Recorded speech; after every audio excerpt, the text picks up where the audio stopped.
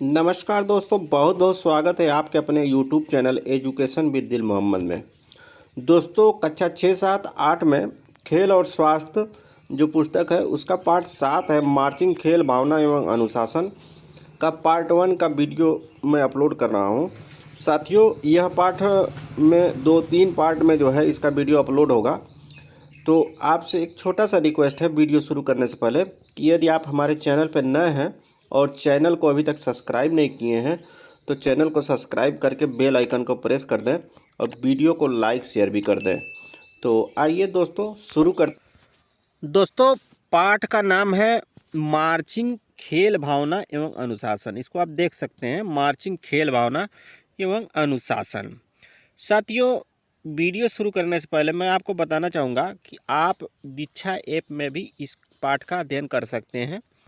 आप सर्च वाले बार में ये जो सर्च वाला बार दिया है इसको स्कैन करके दीक्षा ऐप में इसको भी देख सकते हैं, या फिर इसका QR कोड को टाइप करके और इसको सर्चिंग करके आप देख सकते हैं। तो साथियों, इसमें आप देख सकते हैं कि आपने कभी सेना के जवानों, पुलिस के जवानों और को कदम ताल करते देखा है। विद्यालय में बच्चों को ड्रिल करते हुए अवश्य देखा होगा। कदम ताल से क्या क्या किया जाता है, सोचो। तो साथियों, इसमें सोचने वाली बात यह है कि मार्चिंग जो होता है, मार्चिंग पुलिस के जवान भी करते हैं, सेना के जवान करते हैं, जो एक लाइन में खड़े होकर के और मार्चिंग करते हैं, एक साथ चलते हैं, बहुत ही आकर्षक लगता है। इसी तरह विद्यालय में बच्चे भी करते हैं, पुलिस के जवान भी करते हैं, तो उसे हम मार्चिंग कहते हैं। अब मार्चिंग क्या और कैसे, इसके बारे में हम लोग देखेंगे। इसका अर्थ क्या है, अर्थ के बारे में है। तो साथियों, मार्चिंग वह क्रिया है जिसे एक निश्चित क्रम में किया जाता है। इसमें आदेशों को सुनते हुए ध्यान से क्रियाकलाप किया जाता है। तो कहने का तात्पर्य ये है साथियों कि जैसे सेना के जवान होते हैं तो उनको मार्चिंग जब करते हैं तो उनको आदेश दिया जाता है और एक निश्चित क्रम में करते हैं और वो आदेश को सुनते हैं, उसी के अनुसार क्या करते हैं, क्रियाकलाप करते हैं। आदेश को सुन करके ही क्रियाकलाप करते हैं। तो साथियों, मार्चिंग का अर्थ यही है कि मार्चिंग वह क्रिया है जिसे एक निश्चित क्रम में किया जाता है, एक निश्चित क्रम में किया जाता है। इसमें आदेश को सुनते हुए ध्यान से क्रियाकलाप किया जाता है। उसके बाद साथियों, इसकी विधि है, विधि के बारे में हम जानेंगे। मार्चिंग करने की विधि जो है, तो इसमें देखिए, हमें मार्चिंग प्रारंभ करने से पूर्व निम्नलिखित बातों को ध्यान रखना चाहिए। पहला चीज़ है, पहला पॉइंट है, ऊंचाई के क्रम में तथा सीधी लाइन में खड़े हों। यानी कि छोटा सबसे आगे, छोटे कद का व्यक्ति जो होगा, या स्टूडेंट होगा, या सेना का जवान होगा, या पुलिस का जवान होगा, वो सबसे आगे रहेगा, उससे बड़ा उससे पीछे। जिस तरह आप प्रार्थना में, PT करने में लाइन को लगाते हैं, सबसे छोटा आगे, उसके बाद उससे बड़ा पीछे, और लाइन सीधी लाइन में खड़े होते हैं। उसके बाद है, संकेतों के आधार पर 1-2 की गिनती कराकर 3 लाइन बनाई जाती है। यानी खड़े होने के बाद 1-2 की गिनती करके 3 लाइन बना दिया जाता है। उसके बाद साथियों, ध्यान देने योग्य बातें हैं। मार्चिंग करते समय निम्नलिखित बातों को ध्यान में रखना आवश्यक है। तो ध्यान देने योग्य बातें में जैसे सावधान, जो आपका सबसे पहला स्टेप होता है मार्चिंग का, सावधान। तो सावधान के बारे में साथियों इसमें हम लोग अध्ययन करेंगे। मार्चिंग में यह सबसे महत्वपूर्ण अवस्था है। इसमें पहला पॉइंट है, एड़ियाँ जुड़ी हुई हो। यानी कि ये हमारी एड़ी है, तो ये एड़ी यहाँ ऐसे जुड़ी होनी चाहिए। एड़ियाँ जो है दोनों जुड़ी होना चाहिए, और दोनों पंजों के मध्य 30 अंश का कोण, यानी यहाँ 30 अंश का कोण होना चाहिए, यहाँ 30 अंश का कोण होना चाहिए। उसके बाद है, दूसरा पॉइंट है, घुटने सीधे। अब ये थोड़ी नहीं है कि एड़ी जुड़ी है और घुटना टेढ़ा है, यानी कि घुटना बिल्कुल सीधा होना चाहिए, हाथ नीचे को और सीधी शरीर में लगे हुए मुट्ठी बंद हो। जैसा कि आप यहाँ इस बालक को देख सकते हैं, एड़ियाँ जो है जुड़ी हुई हैं और 30 अंश का कोण है पैर में, सावधान की मुद्रा है ये, इसका फिगर आप देख सकते हैं। उसके बाद है, घुटने सीधे नीचे को और शरीर से लगी हुई मुट्ठी बंद होना चाहिए।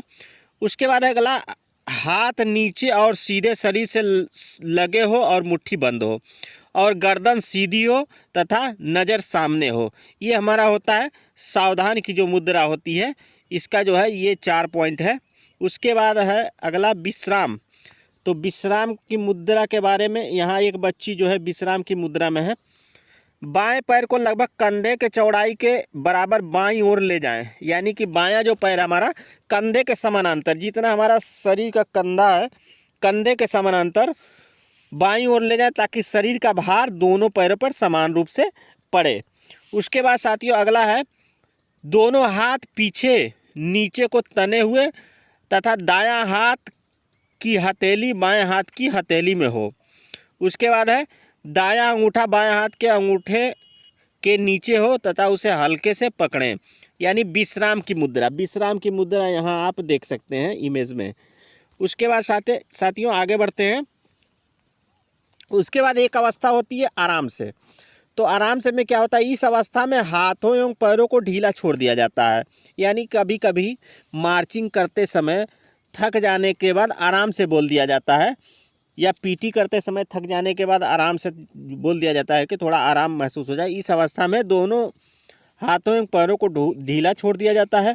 उसके बाद अगला पॉइंट है सिर और शरीर को हिलाया जा सकता है, यानी सिर और शरीर को हिलाया जा सकता है, लेकिन अपने पैरों को नहीं हिलाया जा सकता है। यानी कि आपका जो सावधान की अवस्था हो उसी में रहेंगे और शरीर को पैरों को नहीं हिलाना है। बात करने, पीछे मुड़ने और रुमाल का प्रयोग करने की अनुमति नहीं होती है। उसके बाद साथियों अगला पॉइंट है बैठ जाओ, खड़े हो। बैठ जाने के आदेश पे जल्दी से पालथी मार कर बैठ जाया जाता है। इसमें दाहिना टंगना बाएं टखने पे होता है तथा सीधे हों। बंद मुट्ठियाँ सामने की ओर होती हैं और घुटने पे रखी हो। शरीर और सिर सीधा तथा आंखें सामने हो, यानी बैठ जाने की मुद्रा है। खड़े हो, इस आदेश पे जल्द से उछल कर खड़े हो जाते हैं और विश्राम की अवस्था में आ जाते हैं। यानी खड़े होने के जब आदेश दिया जाए तो आप उछल कर खड़े होंगे, उसके बाद जो है विश्राम की अवस्था में आ जाएंगे। उसके बाद 5वां पॉइंट है पीछे मुड़।